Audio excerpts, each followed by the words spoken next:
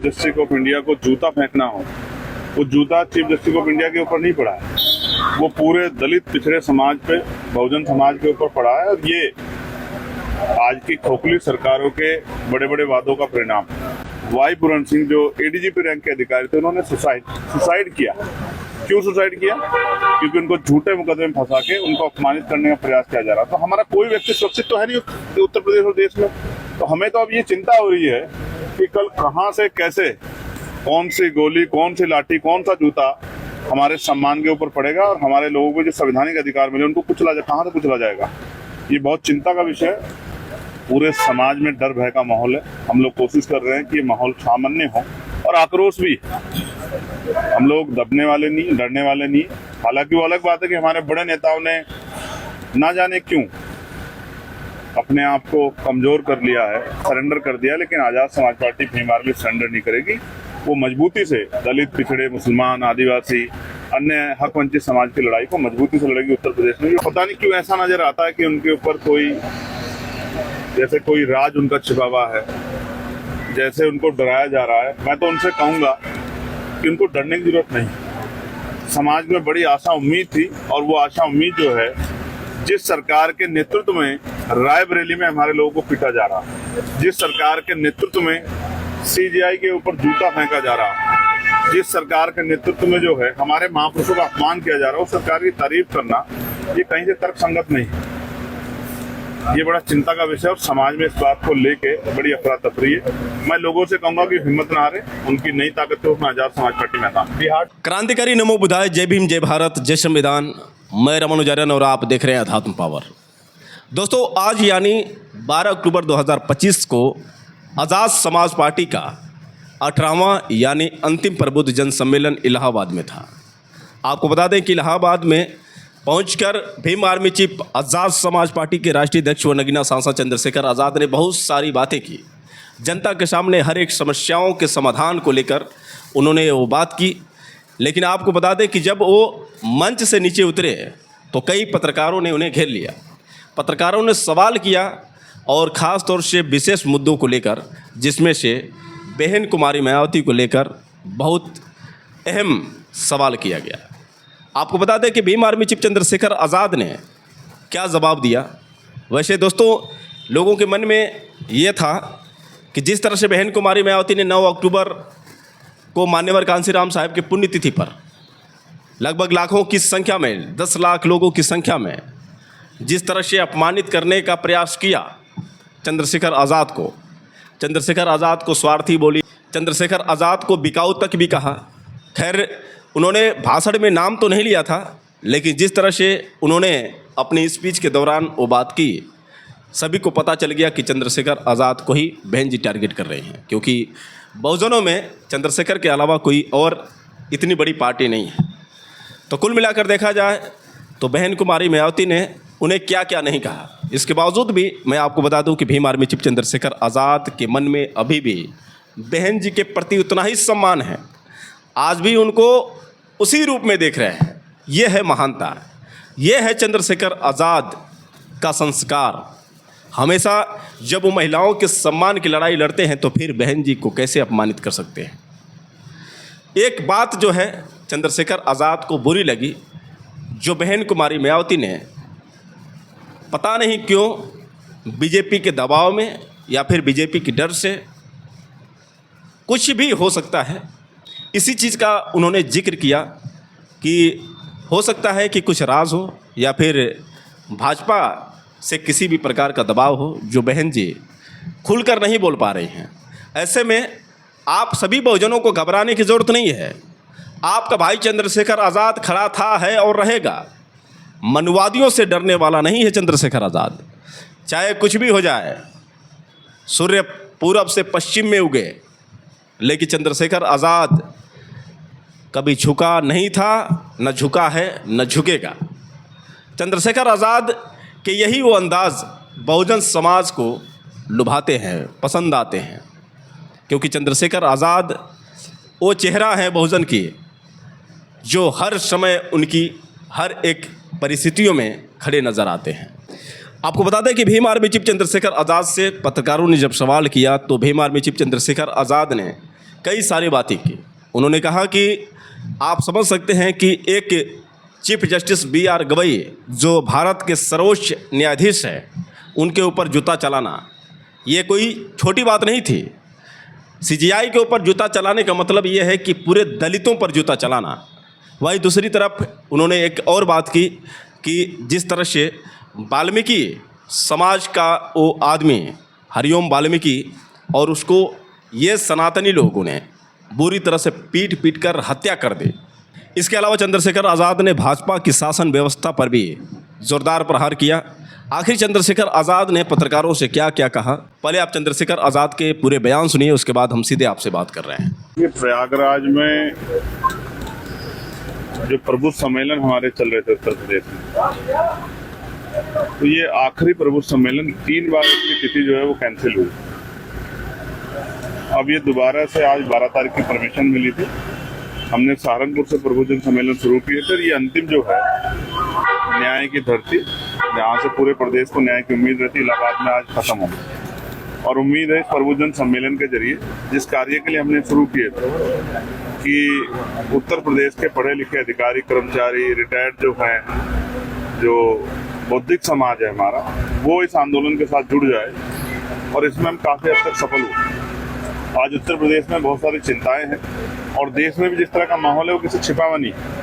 चाहे chief justice of India को जूता फेंकना हो, वो जूता चीफ जस्टिस ऑफ इंडिया के ऊपर नहीं पड़ा है, वो पूरे दलित पिछड़े समाज पे, बहुजन समाज के ऊपर पड़ा है। और ये आज की खोखली सरकारों के बड़े बड़े वादों का परिणाम कि कितना जो है द्वेष की भावना कमजोर वर्गों के प्रति देश की दूसरी विचारधारा के लोगों में, चाहे रायबरेली में हरिओम वाल्मीकि को पीट कर मार देना और उसके साथ ये ठाके लगा के हंसना कि हम बाबा के लोग हैं, ये बात इस बात का स्पष्ट उदाहरण है कि दलितों की हैसियत और दलितों की जान उत्तर प्रदेश सुरक्षित नहीं।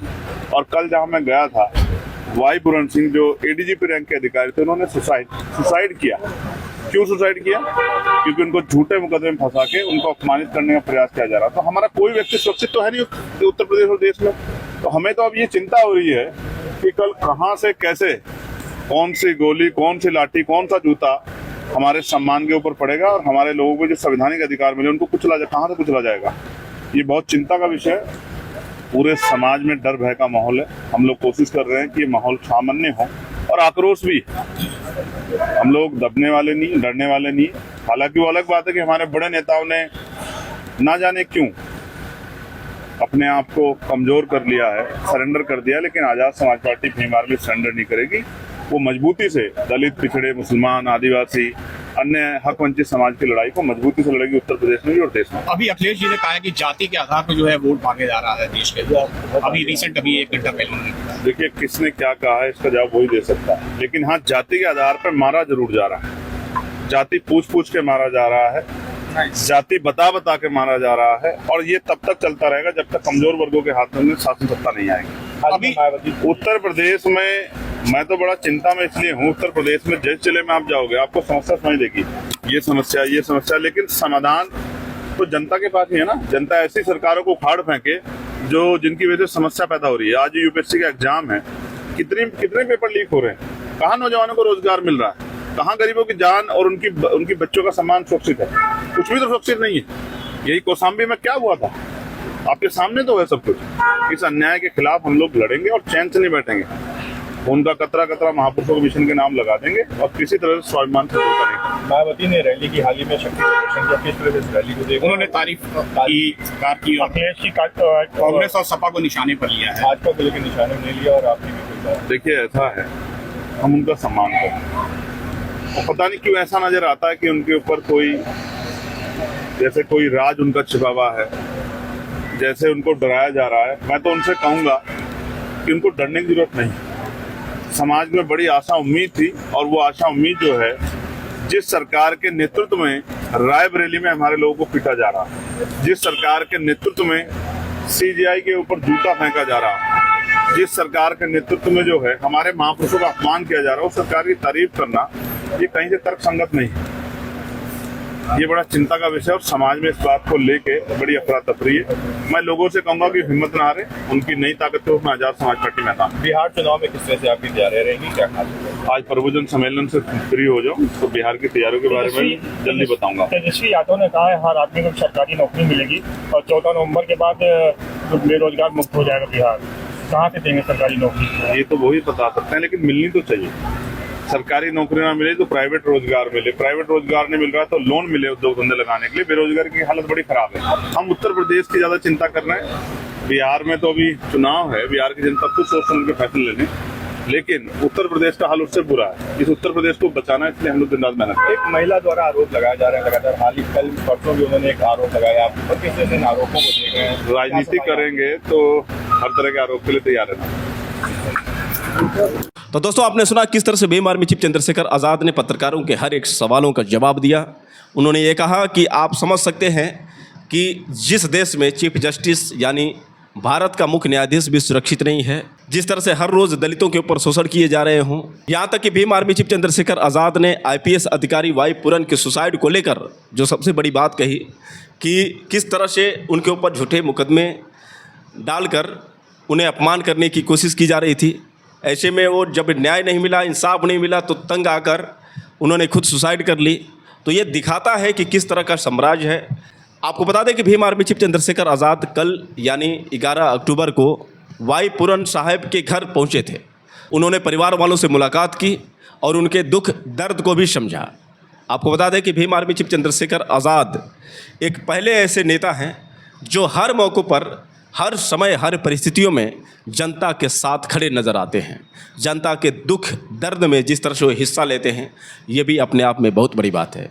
आपको बता दें कि भीम आर्मी चीफ चंद्रशेखर आज़ाद ने वहाँ पर पहुँचने के बाद उनके दर्द को समझा और उसके बाद इस मुद्दे को लेकर भीम आर्मी चीफ चंद्रशेखर आज़ाद से जब पत्रकारों ने सवाल किया तो आखिर उन्होंने क्या जवाब दिया, पहले आप भीम आर्मी चीफ चंद्रशेखर आज़ाद का वो बयान सुनिए जो वाई पूरन कुमार के परिवार वालों से बातचीत करने के बाद वो पत्रकारों को जवाब दिए। पूरे देश में ये जो घटना हुई है, इस घटना को लेके कमजोर वर्गों में आक्रोश है। सबका ध्यान परिवार की तरफ। आज ऐसी स्थिति है देश में, कमजोर वर्ग का ना राष्ट्रपति सेफ है, ना चीफ जस्टिस सेफ है और ना ही ADGP लेवल का अधिकारी सेफ है। और आज जो घटना हुई, मेरे आने का सबसे बड़ा कारण यह था, कल पंचायत रखी गई परिवार द्वारा। परिवार ने 31 लोगों की कमेटी बनाई, इसमें पढ़े लिखे लोग हैं, पत्रकार हैं, एडवोकेट हैं, जस्टिस हैं और तमाम तरह के जो क्लास 1 के अधिकारी हैं, पूर्व अधिकारी हैं। तो मुझे कल आना था, लेकिन आज इसलिए आना पड़ा कि सुबह यहाँ की सरकार के इशारे पे पुलिस ने बिना परिवार की परमिशन के पूरन भाई साहब के शव को जिस तरह से बेइज्जत करने के लिए बिना सहमति के पोस्टमार्टम के लिए उठाया है, उससे यह स्पष्ट हो गया है कि संवेदना सरकार की मर गई। 5 दिन हो गए। अगर इतना मजबूत परिवार, जिस परिवार में जिसकी जान गई है, वो क्लास 1 के अधिकारी थे, ADGP लेवल के, जिनकी खुद की पत्नी जो है वो क्लास 1 के अधिकारी IAS है और तमाम तरह के उनके परिवार में जो रिलेटिव हैं, उनके एक भाई जो हैं, उनकी पत्नी के वो MLA हैं। जब इस तरह के परिवार को न्याय नहीं मिलने में जो इतनी देरी हो रही है, तो आम गरीब, दलित, पिछड़े वर्ग के लोगों के हालात क्या है? तो ये बड़े चिंता का सबब है। लेकिन हम इतनी आसानी से परिवार को हार नहीं मानने देंगे। परिवार लड़ने के लिए तैयार है, हम सब लोग उनके साथ खड़े हैं। कल जो पंचायत में तय होगा, क्योंकि समाज बड़ा है, हम सब लोग छोटे, तो उस पे हम लोग पहरा देंगे। अगर पंचायत ने कहा कि एक बहुत बड़ी कॉल देके चंडीगढ़ आना है तो वो भी करेंगे। पंचायत ने जेल भरो आंदोलन के लिए कहा, वो भी करेंगे। पंचायत ने जो भी आदेश दिया हम लोग उसको पालन करेंगे, क्योंकि मैं पूरन भाई साहब को पहले से जानता हूं। मेरे आज भी याद है, वो अंबाला रेंज में थे, तब भी उन्होंने कास्ट डिस्क्रिमिनेशन सहा है। मेरी बात है, कोरोना काल चल रहा था, हमने, हमारे संगठन ने, भीम आर्मी ने ज्ञापन दिया था उस समय इस बात के लिए कि भाई उनके साथ एट्रोसिटी हो रही है, उनके साथ डिस्क्रिमिनेशन हो रहा है, उनको एक अधिकारी के साथ डिस्क्रिमिनेशन हो रहा है, ये गलत है। और आज उन्होंने जो कदम उठाया, मैं इसको इस तरह देखता हूँ। लोग किस तरह देखते हैं मुझे नहीं पता।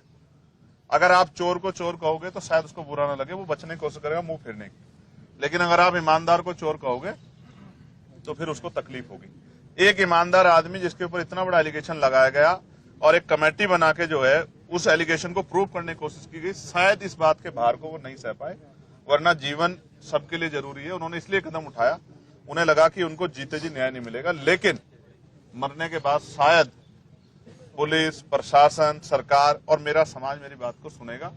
न्याय पसंद संविधान को मानने वाले लोग इस बात को सुनेंगे। और आज ये दर्द जो है पूरे परिवार का है। मैंने उनकी बिटिया से बात की है, उनकी पत्नी से बात की है, उनके परिवार के और लोगों से बात की है। तो दोस्तों यही है भीम आर्मी चीफ चंद्रशेखर आज़ाद की खासियत, जो हमेशा कभी भी किसी के लिए हमेशा खड़े रहते हैं। ऐसे में जिस तरह से बहन कुमारी मायावती ने उनका अपमान किया, इससे उनको कहीं ना कहीं दुख तो हुआ ही है, लेकिन उन्होंने साफ साफ ये बात कह दी कि हमें पता है कि शायद बहन जी किसी के दबाव में आकर किसी से डर रही हैं जो इस तरह से बातें कर रही हैं, लेकिन बहुजन समाज के लोगों को घबराने की ज़रूरत नहीं है, क्योंकि उनका भाई हमेशा साथ खड़ा था, है और रहेगा। आप लोग आज़ाद समाज पार्टी को सपोर्ट करें, आपकी समस्याओं को आज़ाद समाज पार्टी सुनेगी, आपकी हर एक परिस्थितियों में आज़ाद समाज पार्टी खड़ी है। वैसे दोस्तों आप लोग का क्या कहना है, आप लोग कमेंट करके बताएं, और हो सके तो इस वीडियो को ज़्यादा से ज़्यादा शेयर करें। फिर मिलेंगे अगले वीडियो के साथ, तब तक के लिए क्रांतिकारी नमो बुधाय। जय भीम।